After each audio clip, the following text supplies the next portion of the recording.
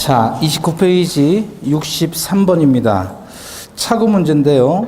동기의 착오는 원칙적으로 동기가 표시된 경우에 착오의 문제로 다룰 수 있다는 것이 판례 입장이다. 맞아요? 자, 동기의 착오는 내용의 착오가 아니므로 취소할 수가 없죠. 근데 예외적으로 표시됐을 때 내용이 되니까 취소할 수 있습니다. 따라서 맞습니다. 다만 넘겨보시고요.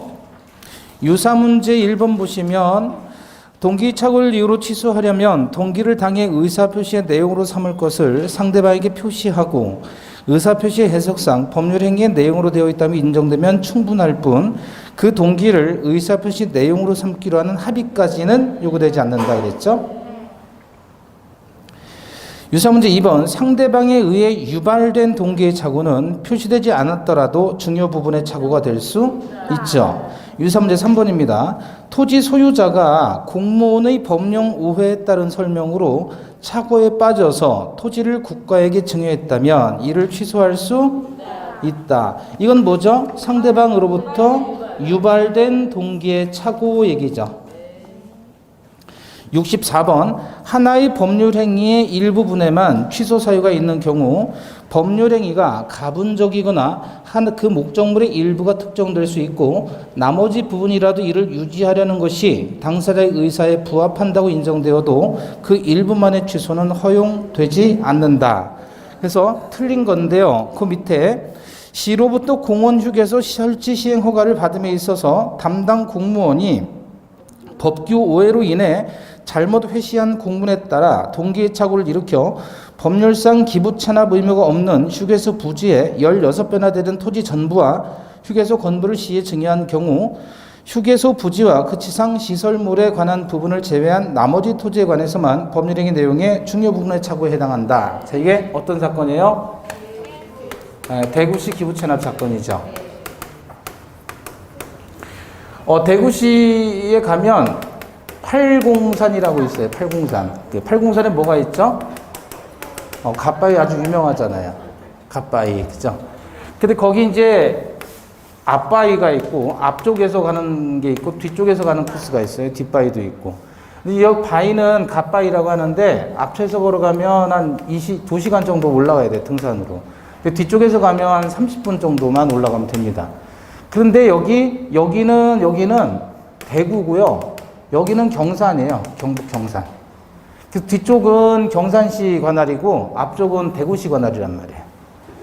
근데 이 대구시 관할일 때 여기 이제 그 진입로 이제 휴게소 부지가 있는데 공원이 있어요. 공원. 근데 여기서 휴게소 부지를 이제 만들어 놨는데 지금은 여기 엄청나게 개발 많이 됐어요. 근데 뒷바위에는 그게 없었거든요. 근데 여기도 지금 휴게소를 만들어 놨어요. 한 5년, 10년 정도 됐나요? 여기도 휴게소 부지 만들어 놓고, 원래는 요 바로 입구, 절에 들어가는 입구에 바로 여기까지 이제 차량을 이렇게 왔다 갔다 할 수 있었는데, 지금은 다 여기다, 공원 휴게소 부지에다가 차를 대고, 여기서 셔틀로 운영을 해요, 이렇게. 그렇게 하는 이유가 뭐겠어요? 네? 그러니까 다, 여기서 이제 사람들이 여기서 내려가지고, 요 휴게소, 여기서 돈을 좀 쓰라는 얘기예요. 그리고 불편하더라도, 여기까지 그냥 셔틀로 올라가고. 과거에는 안 그랬는데, 이렇게 해서 이제 개발을 하는 거란 말이에요, 개발. 근데 여기서도 마찬가지 이제 개발한 요 사건이에요. 나중에는 경산시에서도 이걸 했더라고요. 휴게소 부지로. 근데 이제 갑이라는 사람이, 그럼 내가 이 공원 휴게소로 운영을 하려고 한다. 해서 이제 너의 땅을, 대구시에서 이제 수용을 해가지고, 이게 휴게소, 공원 부지로 쓰겠다. 라고 입장을 밝혔더니 얘가 그럼 내가 공원 휴게소를 운영하고 싶다는 거예요. 휴게소를 운영하고 싶으면 어떻게 되느냐 그랬더니 그럼 네가 해당 휴게소 부지에 해당하는 땅을 대구시에 뭐라는 거야? 기부채납, 즉 증여하라는 거예요. 그럼 그 대가로서 휴게소 운영권을 주겠다라고 얘기를 한 거예요. 그래서 휴게소 부지에 무려 16배나 되는 토지를 다 국가에 증여를 한 거예요. 대구시에다가. 근데 알고 보니까 이 휴게소 운영을 하기 위해서는 굳이 기부채납하지 않아도 되는 건데 공무원이 법령을 오해해서 기부채납해야 된다라고 조건을 단 거예요. 그래서 얘는 X 토지와 휴게소 부지가 아닌 Y 토지 전체를 다 국가에게 증여를 했습니다. 증여를 했더니 나중에 알고 보니까 기부채납하지 않아도 되는 거였단 말이에요. 그러면 공무원의 법령 오해 기인에서 유발된 동기의 착오죠. 그 동기의 착오는 표시되지 않더라도 취소할 수가 있다 그랬잖아요. 그래서 얘는 그러면 X 토지와 Y 토지 전부 내가 이걸 굳이 기부채나 말해도 되는 거니까 이 X 토지, Y 토지 중고에 대해서는 내가 착오를 이유로 취소하겠다라고 주장했더니 법원에서는 뭐라고 하냐면 어차피 X 토지 부분, 휴게소 부지 부분은 수용당해야 되는 땅이었고 이 나머지 Y 토지 부분은 수용하지 않아도 되는 땅인데 줬으니까 이 Y 토지의 부분에 대해서만 중요 부분에 해당하고요. 요거는 어차피 중요 부분 아니라는 거예요. 어차피 수용이 되는 것이었으니까. 그래서 하나의 법률 행위인데 법원에서는 지들 마음대로 이렇게 X와 Y 부분, 중요 부분인 것과 아닌 것을 잘라서 요 부분만을 돌려줬다는 얘기입니다. 이해되셨어요? 그래서 최초로 일부 취소를 허용한 판례예요.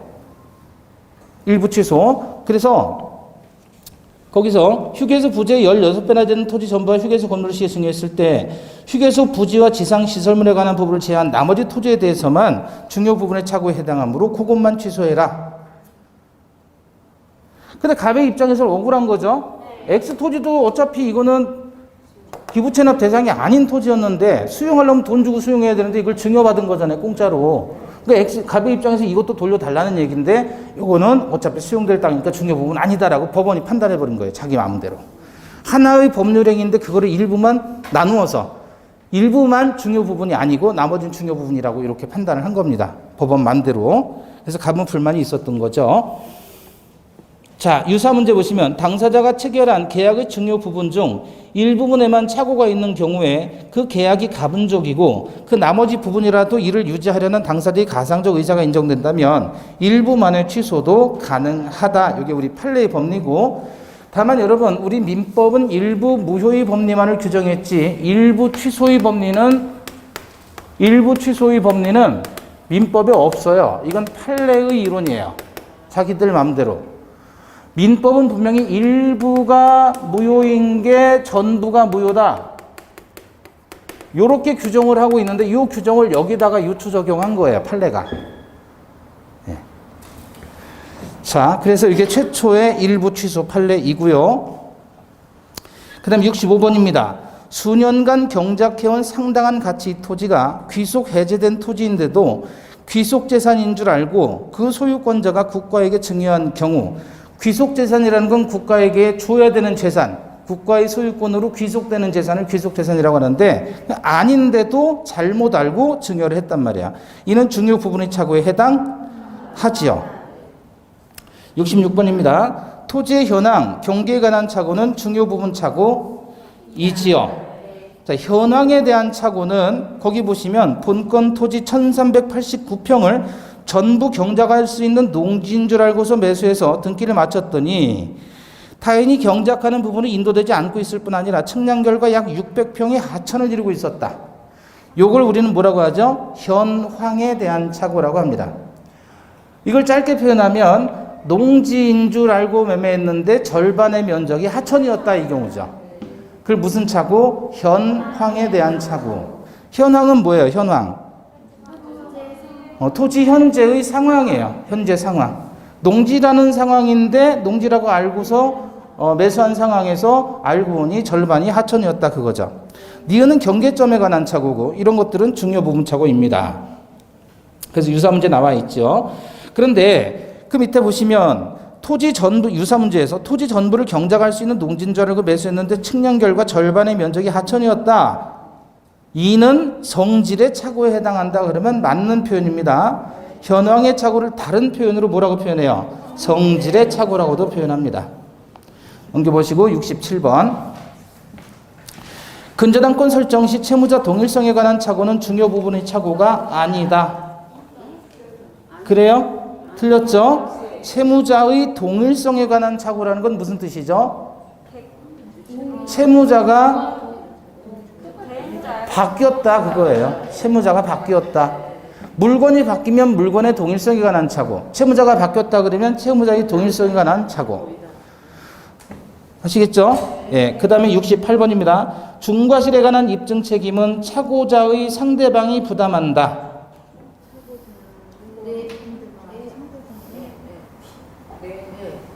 착오한 사람은 자, 여기서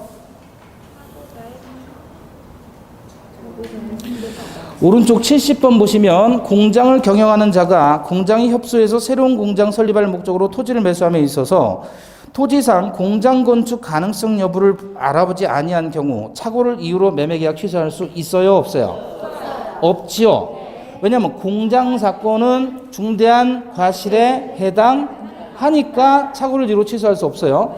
반면에 71번 키워드 뭐죠? 고려청자예요. 고려청자. 전문적 감정인의 감정을 거치는 등의 필요한 조치를 강구하지 아니하고 진품이 아닌 도자기를 고려청자로 잘못 알고 고가로 매수했다면 이것은 중대한 과실에 해당한다는 거예요? 안 한다는 거예요? 중대한 과실에 해당하지 않아요. 중과실이 아닙니다. 따라서 취소할 수 있습니다. 근데 한번 넘겨보시면 부동산 중개업자가 72번 다른 점포를 매매 목적물로 잘못 소개해서 매수인이 매매 목적물에 관해서 착오를 일으켰다면 매수인에게 중대한 과실이 있다 없다? 이건 매수인의 중대한 과실이 아니다 그랬죠. 그래서 요걸 72번을 우리는 수업 중에 뭐라고 했죠? 창신상해 사건이에요. 자, 여기 봐봐요. 갑이 창신동에 상해가 두 개가 있었어요.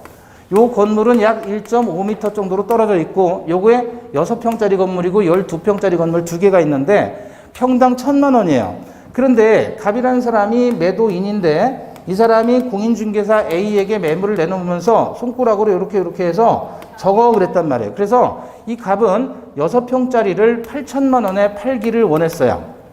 근데 중개사가 잘못 알아듣고 그 근처 가서 하면 되는데 저 떨어져 가지고 적어요 라고 했는데 갑은 6평짜리를 의미했는데 공인중개사는 12평짜리를 알아들은 거예요. 그래서 중개사가 잘못 알아듣고 그럼 1억 2천만짜리를 8천만 원에 파네? 라고 생각하면서 금매라고 생각하고 매수인 을을 붙여줬어요. 그래서 을을 데리고 가서 소개를 해주는데 역시 그 물건 앞에서 가서 본 것도 아니고 멀리 떨어져가지고 적어요 라고 해서 이 중개사가 12평짜리를 얘기했고 매수인도 매매 대상 목적물이 12평짜리라고 오인을 했던 거예요. 자, 그래서 여기서 착오가 있었는데 누가 착오한 거예요 지금? 매도인과 매수인을 보면 착오는 누가 한 거예요? 매수인이 착오했죠? 그럼 얘는 취소하고 싶을까요? 취소하고 싶지 않을까요? 취소하고 싶어요? 안 하고 싶어요? 아니 근데 얘는 12평짜리 8천에 판다고 알고 있었는데 착각을 했는데 알고 보니까 6평짜리였던 거 아니에요? 그럼 얘는 취소를 원해요? 원하지 않아요? 취소를 6평짜리면 6천이면 사는데 6평짜리를 지금 12평에 사고 8천에 사고 싶어요? 너무 헷갈려요 지금? 매수인 을인데 여러분은 6평짜리를 8천 주고 사고 싶어요? 12평짜리를 8천 주고 사고 싶어요? 그죠? 그런데 매매 목적물은 6평짜리였다는 거예요. 그럼 6평짜리를 8천 주고 사고 싶어요? 안 사고 싶어요? 그럼 누가 착오했어요? 매수인이 착오했죠? 착오했으니까 얘가 취소를 원해요? 원하지 않아요? 원하잖아요. 그럼 얘는 뭐를 입증하라는 거예요? 내용의 착오이고 중요 부분의 착오를 입증을 하라. 그러면 이쪽에서는 얘가 착오했으니까 얘가 착오자의 상대방이 되는 거죠. 상대방의 입장에서는 뭐를 입증하는 거예요? 너에게 착오자에게 중과실이 있다라는 것을 입증을 하면 중대한 과실이 있으니까 얘는 착오를 취소하지 못한다라고 얘기를 하는 거예요. 그럼 얘는 상대방의 입장에서는 유효를 원해요? 취소를 원해요? 당연히 유효를 원하잖아요. 취소를 부정하고 싶어요? 취소를 인정하고 싶어요? 부정하는 자예요. 그래서 다시 앞페이지 가보시면 68번 중대한 과실에 대한 입증 책임은 착오자가 아니라 착오자의 상대방. 이 상대방은 유효 주장자 아니면 취소 주장자? 유효 주장자. 그래서 유사 문제를 가보시면 중과실 유무에 관한 주장과 증명 책임은 착오자가 아니라 의사표시를 취소하게 하지 않으려는 상대방, 즉 의사표시의 효력을 주장하는 자에게 있다. 이렇게도 표현할 수 있는 겁니다. 아시겠죠? 착오자의 상대방은 유효를 원하는 사람. 69번 착오로 인해서 표의자가 경제적 불이익을 입지 아니한 경우 법률행위 내용의 중요 부분의 착오라고 볼 수는 없다. 그래서 그 나와 있는 내용이 오른쪽 페이지 유사 문제로 나와 있죠. 가압류 등기가 없다고 믿고서 보정을 했는데 가압류가 원인 무효인 것으로 밝혀졌다면 이때는 경제적 불이익을 입은 바가 없잖아요. 어차피 가압류가 원인 무효니까 따라서 착오를 이유로 취소할 수 없죠. 자, 그 다음에 본거고 넘어가시고 73번 갑니다. 표의자가 착오를 이유로 의사표시를 취소해서 상대방이 손해를 입었다면 상대방은 불법 행위를 이유로 손해배상을 청구할 수 있겠느냐 그거죠. 자, 여기 봐봐요. 갑이 주택을 팔려고 해요. 매수인이 삽니다. 그런데 보니까 얘가 보일러가 너무 낡았어요. 보일러만 좀 좋으면 내가 살 텐데 그래요. 아파트가 아니라 단독주택 같은 경우는 매매가 잘 안 되죠. 아파트는 현금성이 제일 좋잖아요. 팔려도 금방금방 팔리는데 단독주택은 그렇지가 않아요. 팔려고 해도 심지어 10년 걸리는 경우도 있어요. 잘 안 팔리는 경우. 얘가 보일러가 좀 현치 않은 것 같으니까 보일러만 좀 하면 좋을 것 같은데요. 그러는 거예요. 그리고 또 얘가 구경하다가 그 대문이 너무 낡아서 대문이 좀 이렇게 괜찮았으면 내가 이 집을 살 수도 있을 텐데 이렇게 얘기를 해요. 그러더니 또 도시가스가 되면 참 좋겠다. 라고 얘가 조건을 자꾸 거는 거예요. 그래서 갑이 에이 모르겠다 그래 어차피 뭐 임자 나왔으니까 내가 팔아야 되겠다 그래서 보일러 새로 하고 대문도 고치고 도시가스 하는데 500만 원 들어갔어요. 그래서 500만 원 다 이렇게 수리를 했어요. 그 다음에 이제 둘이 매매가 이루어진 거예요. 그런데 이쪽에서 내용에 쭝을 이유로 뭐 하죠? 취소를 해버리는 거예요. 그러면 얘 준 돈은 돌려받고 집도 갑이 돌려받아야 되는데 갑에게는 안 들여도 되었던 500만 원의 손해가 발생했잖아요. 그러면 그 손해배상을 얘한테 청구할 수 있겠느냐 문제예요. 자, 이 손해배상을 청구하려면 민법상의 손해배상을 청구할 수 있는 것은 원인이 딱 두 개예요. 하나는 채무 불이행, 또 하나는 불법 행위예요. 손해배상을 청구할 수 있으려면 원인은 둘 중에 하나여야 돼요. 그럼 여기서는 채무 불이행은 없죠. 다만 이게 불법 행위에 해당하겠느냐 이거죠. 요 500만 원 손해 난 거는 얘가 지금 취소를 해서 손해가 난 부분이에요. 그죠? 그럼 취소를 하는 건 민법 109조에 따라서 내용의 쭝쭝의 요건을 갖추면 적법하게 취소할 수 있죠. 취소할 수 있어서 얘는 적법하게 취소한 것이에요. 그러면 불법 행위를 이유로 손해배상을 청구하려면 그것은 말 그대로 불법이어야 되는데 착오를 이유로 취소하는 건 불법이 아니잖아요. 따라서 이 경우 불법 행위로 인한 손해배상은 청구할 수 없다라는 게 우리 판례예요. 그러면 이 경우에 얘가 500만 원의 손해를 입은 거 어떻게 할 거냐 이거야. 그래서 우리 판례는 없어요. 다수의 학자들은 계약 체결상의 과실 책임을 유추 적용해서 신뢰 이익의 배상을 청구할 수 있도록 한다라는 게 학자들의 태도예요. 다수설의 태도. 결론, 불법행위이다 아니다? 아니다. 73번, 표의자가 착오를 이유로 의사표시를 취소해서 상대방이 손해를 입었다면 상대방은 불법행위를 이유로 손해배상을 청구할 수 없다. 틀린 표현 1번 보시면 경과실로 인해 착오에 빠진 표의자가 착오를 이유로 의사표시를 취소한 경우 상대방에 대해서 불법행위로 인한 손해배상 책임을 진다 그러면 틀린 거죠. 자, 74번 갑니다. 상대방이 표의자의 착오를 알고서 이용했어요. 그럼 표의자는 착오가 중대한 과실로 인한 것이라도 취소할 수. 자, 상대방이 표의자의 착오를 알고 이용해 먹었다면 상대방을 보호할 필요가 있어요, 없어요? 없지요. 그러니까 착오자를 보호하자는 겁니다. 따라서 취소할 수 있다. 75번입니다. 매수인이 중도금 지급 채무 불이행을 이유로 매매 계약을 적법하게 해지한 후라면 법률행위 효력이 실효되므로 매도인은 착오를 주장해서 취소하지 못한다. 아니죠. 해제 후에도 착오를 이유로 취소할 수 있다 그랬죠? 그래서 해제와 취소의 중첩적 경합입니다. 중첩적 경합. 유사 문제 같은 표현인 거 기억하시고 넘기십니다. 76번. 강박에 의해 이루어진 소송행위는 원칙적으로 취소할 수? 자, 소송행위가 강박으로 이루어졌대요. 그러면 사기 강박에 의한 의사표시는 취소할 수 있죠?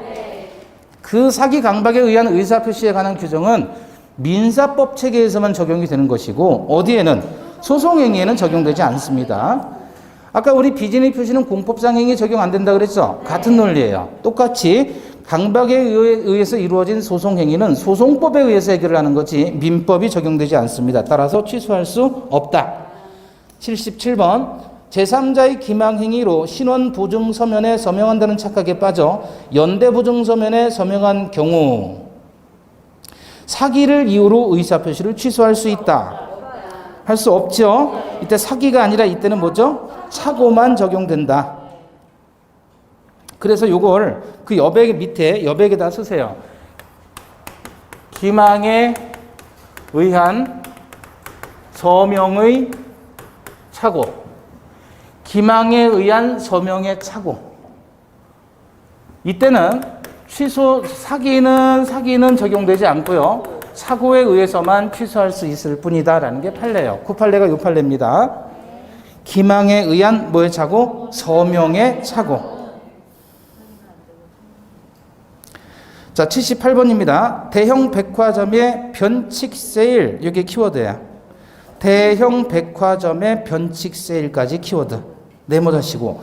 이거 나왔다 그러면 이건 위법하다, 위법하지 않다. 위법하다. 그래서 거기 밑에 위법성의 판단에서 대형 백화점의 변칙 세일 이렇게 키워드 잡아놨죠. 이 키워드 보시고 볼 것 없이 위법하다. 그다음 비교 판례인데요. 상품의 선전 광고에 있어 다소의 과장이나 허위가 수반되는 것은 그것이 일반 상권에 관한 것이는 측에 비춰 시인될 수 있는 한 기망성이 결여된다. 그래서 이건 위법하지 않다라는 겁니다. 그래서 그거하고 백화점의 변칙 세일하고는 구별하시고 79번 교환계약의 일방 당사자가 자기가 소유하는 목적물의 시가를 묵비하여 침묵하고 얘기해주지 않고 상대방에게 고지하지 않거나 혹은 허위로 시가보다 높은 가액을 시가라고 고지했다면 이는 위법하다, 위법하지 않다. 위법하지 않다. 거기 해설에서 맨 밑에 줄 보시면 상대방의 의사결정에 불법적인 간섭을 한 것이라고 볼 수가 없다는 거예요. 시가를 얘기해 준다. 근데 시가를 얘기해 주지 않았다고 해서 그것이 위법하지는 않다는 얘기죠. 시가는 알아서 보면 되지 그걸 꼭 얘기해 줘야만 하는가? 그건 아니죠. 유사 문제. 똑같은 겁니다. 틀린 표현 보시면 교환계약의 일방 당사자 일방이 자기 소유 목적물의 시가에 관해서 침묵한 것은 특별한 사정이 없는 한 기망행위에 해당한다 그러면 틀렸죠. 위법한 기망행위에 해당하지 않는다. 80번 부정행위에 대한 고소 고발이라고 해도 부정한 이익의 취득을 목적으로 하는 경우에는 위법한 강박행위가 된다. 부정한 이익 취득을 목적으로 한다면 위법한 거예요? 안 한 거예요? 근데 부정행위에 대한 고소 고발이잖아요. 이건 정당한 거죠? 그렇더라도 부정한 이익, 요게 키워드예요. 부정한 이익.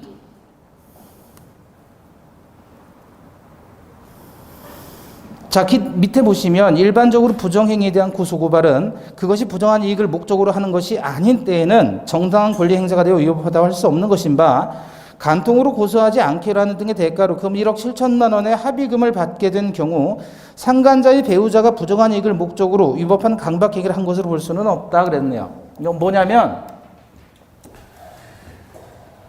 무슨 시 약사회 회장 사건이에요. 무슨 시예요? 무슨 시? 광역시예요. 약사회 회장 사건인데 그 사람이 갑이라는 사람이 있고 이 갑하고 을려가 간통을 했네요. 1988년 6월에 만났어요. 우연찮게. 그러다가 89년 12월 24일에 걸린 거예요. 걸렸어요. 그래서 을려의 남편에게 일정 부분 위자료를 주고 그리고 합의를 했어요. 근데 89년 다시 6월에 다시 간통을 시작한 거예요. 그리고 을려하고 그리고 하여튼 이것들은 뜨거우면 만나나 봐요. 6월에. 그리고 89년에서 90, 91, 92, 93년까지 역시 12월 24일이에요. 그러니까 24일 되면 가는 날이 있나 봐요. 가는 곳이 있나 봐요. 꼭 요 날. 그래서 요 날 또 걸린 거예요. 그럼 벌써 몇 년이에요, 이제? 5년. 이 계산이 안 돼요? 90년, 91, 92, 93. 4년이죠, 4년. 4년 동안 이렇게 간통을 하다가 걸린 거예요. 근데 얘가 약사회 회장으로서 국회의원으로도 아주 유명한 사람인 거예요. 네. 근데 이 자의, 이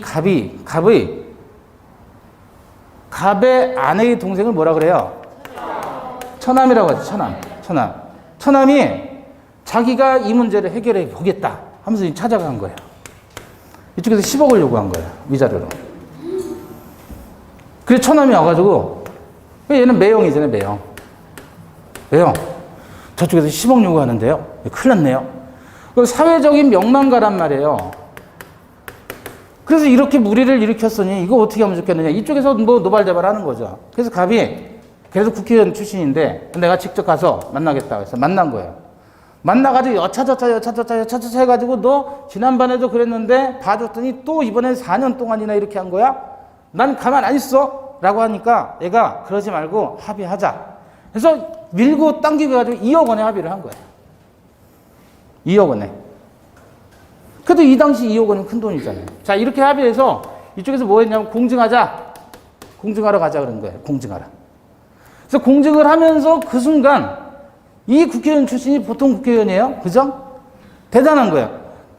내가 당신 와이프 만나면서 200만 원도 주고 300만 원도 주고 500만 원도 주고 이렇게 줬다. 그래서 그 4년 동안에 내 준 돈이 다 3천만 원이다. 까자. 그래서 깐 거예요. 그래서 그럼 1억 7천만 원이 된 거예요. 이렇게 해서 합의를 한 거예요.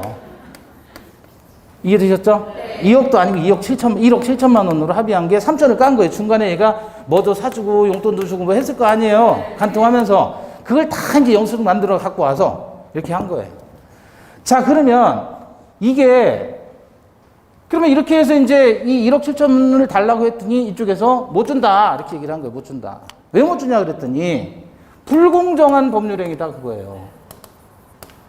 불공정한 법률행위다. 예? 그럼 불공정한 법률행위인데 그러면 얘가 손해본 거 위자료죠? 네. 그 손해하고 이게 공정하지 않다라는 거잖아요, 지금. 근데 법원으로서는 이게 공정하다, 공정하지 않다라고 판단하기가 쉽지 않잖아요. 네. 그럼 얘는 돈이 있는 사람이니까 1억 7천은 이거는 뭐 형평성이 있는 거고 만약에 얘가 이런 것도 아니고 그냥 한 달에 170만 원 버는 사람이다 그러면 얼마가 공정한 거예요, 대체? 예를 들면. 그죠? 그러니까 법원에서 회피하면서 뭐라고 했냐면 이것은 이렇게 얘기한 거예요. 부정한 이익을 목적으로 하는 것이 아니라면 정당한 권리 행사가 되어서 위법하다고 할 수 없는 것인 바 부정한 이익을 목적으로 한 게 아니라 니네들이 먼저 가가지고 합의하자고 종용하지 않았느냐 그거예요. 이쪽에서 먼저 돈 달라고 한 것도 아니고. 이해되셔요? 네. 그래서 이거는 부정한 이익을 목적으로 한 것이 아니다라고만 판단한 거예요. 만약에 이걸 가지고 저 정도 되면 이건 공정한 것이야. 불공정한 것이 아니야. 균형을 잃지 않았어. 라고 한다면 판사 입장에서 얼마나 욕을 먹겠어요. 그럼 다른 사람 만나면 얼마에 합의할 건데. 그죠? 그럼 여기서 우린 중요한 사실 알죠?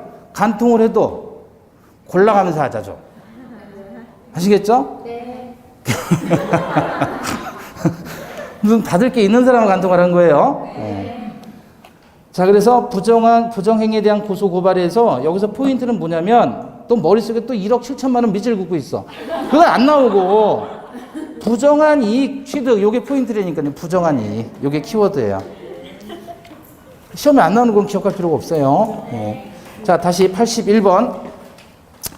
상가를 분양하면서 그 운영 방법 및 수익 보장에 대해서 다소의 과장 허위가 수반되었다. 이렇게 다소의 과장 허위 광고, 다소의 과장 허위 광고 이게 키워드예요. 이거 나왔다 그러면 위법하다, 위법하지 않다, 위법하지 않다. 자, 거기 틀린 표현 보시면 분양회사가 상가를 분양하면서 그곳에 첨단 오락타운을 조성해서 수익을 보장한다는 다소 과장된 선전 광고. 이것은 위법한 기망행위에 해당하지 않는다. 그 얘기예요. 그래서 다소 과장된 또는 다소의 허위가 수반된 광고. 그래서 어떤 사건이냐면 상가를 분양하면서 연 수익률 20% 확정 그랬는데 2%도 안 나오더란 말이에요. 그래도 위법하지 않다 그 얘기입니다. 다음 82번 의사표시자가 의사결정을 스스로 할 수 있는 여지를 완전히 박탈하는 정도의 강박에 의해 이루어진 의사표시는 무효이죠. 그래서 이런 것들을 뭐라고 합니까? 절대적인 강박이다. 그럼 봐봐요. 우리 수업 중에서도 살짝 했는데 이렇게 절대적인 강박이다 그러면 공포심이 극심하잖아요. 그럼 오줌 나온다 그랬죠? 오줌이 좌하향 우하향 하는 오줌은 무효입니다. 그런데 이 오줌이 우상향하는 오줌은 이거는 취소할 수 있는 경우에 해당하는 거야. 똑같이 강박이 있더라도 하나는 취소할 수 있는 거고 또 하나는 무효인 강박이다. 이때는 공포심이 극심하다. 그래서 요거를 우리는 절대적인 강박이다 이렇게 얘기를 하는 거예요. 그러면 오줌이 나갈 때 이쪽과 이쪽이 양쪽에 한꺼번에 동시에 나갈 수 있나요? 없나요? 둘 중에 한 방향으로 나가나요? 아니면 처음부터 양쪽으로 두 방향으로 나가나요? 둘 중에 한 방향이죠. 이 방향이 기세가 약화되면 이렇게 갈 수는 있겠지만 처음부터 이렇게 가지는 않을 거 아니에요. 강박으로 인한 취소라는 주장 속에 강박으로 인해서 무효라는 주장이 포함되어 있다고 볼 수는 없다. 강박 취소와 강박 무효는 따따로 주장하는 거예요? 포함된 상황이에요? 따따로 주장한다 그 얘기입니다. 그래서 유사 문제 1번 강박에 의한 법률행위가 취소되는 것에 그치지 않고 무효로 되기 위해서는 의사표시자로 하여금 의사결정을 스스로 할 수 있는 여지를 완전히 박탈한 상태에서 의사표시가 이루어져 단지 법률행위의 외형만이 만들어진 정도에 불과한 정도. 자, 유사 문제 2번 강박에 의해 의사의 자유를 완전히 상실한 상태에서 증여의 의사표시를 한 자는 그 의사표시의 취소 없이도 상대방에게 증여한 물건의 반환을 청구할 수도 있다. 왜? 무효니까.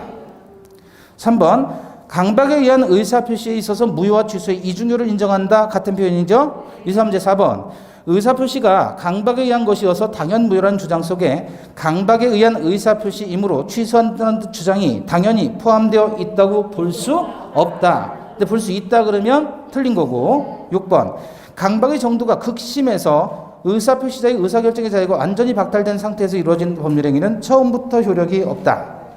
그래서 이게 다 같은 표현들이라는 거를 느낌을 가지셔야 됩니다.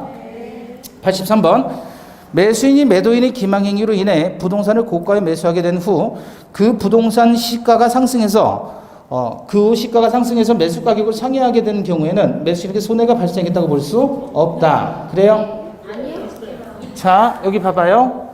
극단적으로 표현하면 갑이 1억짜리 부동산을 기망을 해서 사기를 쳐가지고 을에게 10억 원에 팔아먹었어요. 소유권 이전을 한 거예요. 그런데 나중에 이 10억짜리가 1억짜리가 시가가 상승해서 30억 원이 됐습니다. 자, 이건 그러면 결국 얘가 사기를 당한 사람이죠. 그래서 1억짜리를 뒤집어 써서 10억 원에 뒤집어 써가지고 산 거예요. 그런데 이게 신도시 개발된다고 30억이 돼버렸어요, 현재. 자, 이건 사기이다, 아니다? 사기이다 그랬잖아요. 사기이다. 그러면 을의 입장에서는 사기니까 취소할 수 있죠. 근데 취소하겠어요? 안 하겠어요? 지금 30억이 됐는데 취소하면 안 되잖아요. 그러면 얘가 얘한테 사기당한 금액은 얼마예요? 1억짜리를 10억 원에 샀으니까 9억이 손해잖아요. 손해니까 이때 손해배상을 청구할 수 있다는 겁니다.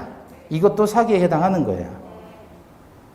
아시겠죠? 다만 여기서 취소하면 바보죠? 멍청이죠? 취소하면 30억이 됐으니까 취소 없이 손해배상만을 청구할 수도 있다 그 얘기입니다. 자, 그래서 83번 보시면 매수인이 매도인이 기망행위로 부동산을 고가에 매수하게 된 후 부동산 시가가 상승해서 매수 가격을 상회하게 된 경우 매수인에게 손해가 발생했다고 볼 수 있는데 이것도 사기에 해당한다 그 얘기입니다. 넘겨보시고 84번 사기의 의사표시를 인한 매수인으로부터 부동산의 권리를 취득한 제3자는 스스로 선의임을 입증하여야 한다. 그래요? 비진의 표시, 통정호의 표시, 착오, 사기, 강박 전부 선의의 제3자에게 대항하지 못하는데 선의의 제3자에게 대항하지 못하는 건 전부 같아요. 제3자의 선의는 추정되고 두 번째 이해관계 맺은 시점을 기준으로 세 번째 무과실은 요하지 않는다. 이건 다 똑같은 겁니다. 사기도 마찬가지고. 자, 그 다음에 85번 보시면 상대방의 대리인이 기망행위를 한 경우 표의자는 상대방이 그 사실을 알았는지 여부와 관계없이 의사표시를 취소할 수 있다. 자, 요거는 제3자에 의한 사기 강박 얘기예요. 여기 보시면 이 수업 쪽에는 이런 거 있었어요. 갑이 보증인이고 을이 채권자고, 그래서 보증계약을 체결을 하는데 을이 A에게 채무자에게 채권자가 1억 원을 빌려주니 얘가 얘한테 가서 기망 내지는 강박을 하더란 말이죠. 그럼 이 경우 보증인이 사기 강박을 당해서 보증계약을 뭐 할 수 있다? 취소할 수가 있잖아요. 어떤 때? 제3자의 사기 강박 사실을 상대방이 알았거나 혹은 알 수 있었을 때 취소할 수 있죠. 그래서 제3자 RR 취소할 수 있다 그랬습니다. 뒤집어 놓고 보면 상대방이 선의 그리고 무과실이라면 그러면 취소할 수 없죠. 이때는 취소할 수가 없어요. 상대방이 선의 무과실이라면. 자, 문제는 이거는 제3자, 보증계약의 당사자가 아닌 제3자의 사기나 강박이었을 때 이야기예요. 그런데 이 제3자라는 사람이 얘하고 같은 사람이라는 거예요? 같지 않은 사람이라는 거예요? 얘가 제3자라고 했잖아요. 그럼 이 A하고 을은 같은 사람, 다른 사람? 다른 사람이죠? 다시 말하면 같은 사람이 아니에요. 동일시할 수 없는 사람이에요. 그런데 만약에 을이 A하고 동일시할 수 있는 경우라면 이때는 제3자로 보지 않겠다는 거예요. 그러니까 이 동일시할 수 있는 경우가 언제냐? 본인과 대리인 사이의 관계예요. 본인과 대리인 사이의 관계. 그럼 얘들은 한 팀으로 취급하겠다는 거죠. 만약에 A하고 을 사이가 동일시할 수 있는 관계, 즉 본인과 대리인 사이의 관계라면 갑의 입장에서는 알았거나 알 수 있었을 때 취소할 수 있는 게 아니라 언제나 취소할 수 있는 거예요. 언제나. 같은 사람이라면. 그게 누구라고요? 본인과 대리인 사이의 관계. 자, 그래서 85번 문제가 상대방의 대리인이 기망행위를 했다 그랬잖아요. 그럼 상대방이 본인이라는 거 아니에요? 그럼 본인과 대리인 사이의 관계니까 이놈들은 한 놈인 거예요. 제3자가 아니라는 겁니다. 따라서 이때는 상대방이 사실을 알았는지 여부와 관계없이 언제나 취소할 수 있다. 유사문제 1번. 상대방이 대리인 등 상대방과 동일시할 수 있는 지위에 있는 자라면 110조 2항에서 말하는 제3자에 해당하지 않는다. 그죠? 자, 그런데 그럼 만약에 이렇게 제3자가 상대방과 동일시할 수 없는 경우라면 어떤 사람이냐? 제3자 A가 단순 피용자이거나 사용을 당하는 근로자. 피용자는 사용을 당하는 근로자예요. 단순 피용자이거나 을이 A에 대해서 사용자로서 책임을 져야 될 관계에 있는 자, 사용자 책임을 져야 할 관계에 있는 자. 이게 무슨 말이냐면 택시 회사의 소속의 택시 기사가 사고를 내면 피해자는 그 기사를 상대로 손해배상 청구하는 게 좋아요? 아니면 택시 회사를 상대로 손해배상 청구하죠? 회사를 상대로. 버스 기사가 운전을 하다 사고를 냈으면 피해자는 어디에다가? 버스 회사에다가. 공무원이 개인에게 잘못해서 사고를 냈다면 피해자는 누구를 상대로? 국가를 상대로 청구하는 거예요. 왜? 사용자로서 책임을 지는 거예요. 그게 사용자 책임이라는 겁니다. 그러니까 다시 말하면 단순 피용자이거나 사용자 책임을 져야 될 관계에 있는 사람들이라면 제3자로 보겠다는 거예요. 이때는 R 취소하는 겁니다. 그래서 유사문제 2번. 대리인은 제3자의 사기 강박에 관한 민법 제110조 2항의 제3자에 해당되지는 않으나 단순히 상대방의 피용자이거나 상대방이 사용자로서 책임을 져야 될 관계에 있는 피용자에 지나지 않는 자는 이 규정에서 말하는 제3자에 해당합니다. 자, 3번. 대리인이 사기나 강박을 당하지 않는 한 본인이 사기나 강박을 당했다 할지라도 본인은 대리행위 취소할 수 없죠. 대리행위 하자의 기준은 대리인 기준이니까. 유사 문제 4번. 대리인이 기망을 했어요. 대리인이 사기를 쳤습니다. 그래서 의사표시를 하게 된 상대방은 본인이 선의, 악의, 과실, 유무를 따지지 않고 언제나 취소할 수 있다 그랬죠. 대리인이나 본인이나 그놈이 그놈일 때는 사기 강박했을 때는 언제나 취소하는 겁니다. 자, 86번. 상대방의 피용자가 기망행위를 했다면 표의자는 상대방의 사실을 알았거나 알 수 있었을 때 한해서 취소할 수 있다. 상대방의 피용자라면 제3자인 거예요? 아닌 거예요? 제3자인 거잖아요. 그러면 RR 취소할 수 있다. 맞죠? 유사 문제 1번. 상대방의 피용자가 기망행위를 했을 때 상대방의 기망 사실에 대해서 선의 무과실이라면 표의자는 취소할 수 없죠. 알았거나 알 수 있었을 때 취소할 수 있다 그랬으니까 선의 무과실이라면 취소할 수 없다가 되는 거죠. 자, 유사 문제 2번. 채무자가 보증인을 기망해서 보증계약을 체결한 때 보증인은 채권자의 그 사실에 대해 알았거나 알 수 있었을 경우에 한하여 보증계약을 취소할 수 있다. 이건 맞는 건데 틀린 표현은 보증인은 채권자의 그 사실에 대한 인식 여부와 관계없이 취소할 수 있다 그러면 틀렸죠. 이거잖아요. 아까도 얘기했듯이 보증인이 보증계약 취소하려면 채권자가 제3자의 사기 강박 사실에 대해서 알았거나 알 수 있었을 때 취소할 수 있죠. 제3자의 사기 강박 사실에 대해서 상대방의 인식 여부와 관계없이 취소할 수 있다 그러면 안 되잖아요. 그죠? 두 개 비교해서 보십니다. 자, 그 다음에 87번. 토지거래 허가 지역 내의 무허가 거래 행위는 허가 없는 거래 행위는 무효이므로 의사표시의 하자 규정, 즉 비진의 통정, 착오, 사기, 강박 등을 적용해서 무효 또는 취소를 굳이 주장할 필요가 있다 그랬죠. 왜냐하면 마지막 줄 협력 의무를 면할 수 있기 때문에. 88번. 매매의 목적물에 대한 흠이 있음에도 이를 속이고 매도한 경우 사기에 의한 의사표시와 매도인의 하다담보 책임이 중첩적으로 경합한다. 선택적 경합입니다. 중첩이 아니라 선택. 자, 다시 정리해보면 사기와 착오는 어떻게 경합하죠? 선택의 둘 중에 하나. 사기와 불법행위는 어떻게 되죠?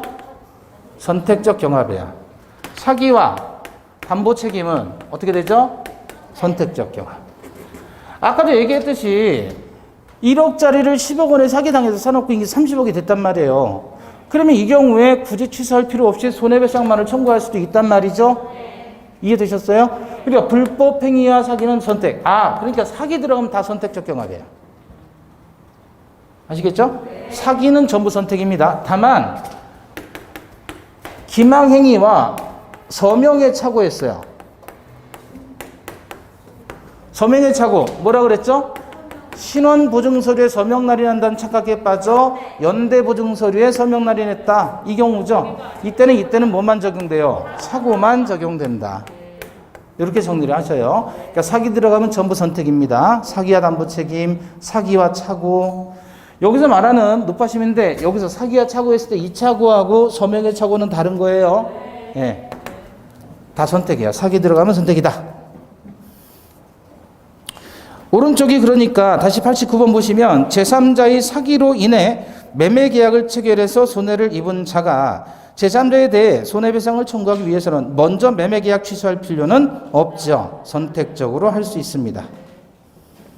자, 90번 나와 있네요. 제3자의 기망행위로 신원보증서면에 서명한다는 착각에 빠져 연대보증서면에 서명했다면 사기를 이유로 취소할 수가 없고 이때는 착오만 적용된다.